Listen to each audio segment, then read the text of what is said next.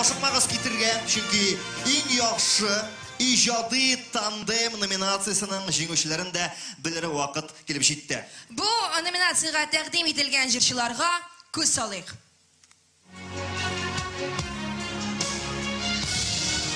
Иң яхшы иҗади тандем номинациясе Лилия Гыймаддинова һәм Лилия Хайруллина. Лилияләр. Гүзәлия һәм Радик Юлъякшин. Янына агылам. Эльмира Сулейманова һәм Эльмира Нагыймова. Җырлы, моңлы язмышым.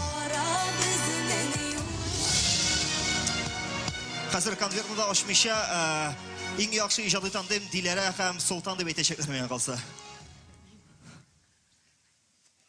Иң яхшы тандем безнең Лилия Гыймаддинова, Лилия Хайруллина. Лилияләр. Кайдасыз кызлар? Лилияләр, менегез сәхнәгә. Без сезне күрергә телибез. Каран иде күлмәкләр.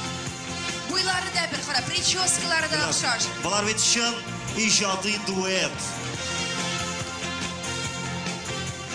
Алкышлыйк әле җиңүчеләргә, тәбрикләүчеләргә һәм шундый көчле алкышлар белән аларны без озатырбыз сәхнә артына. Бик зур рәхмәт сезгә.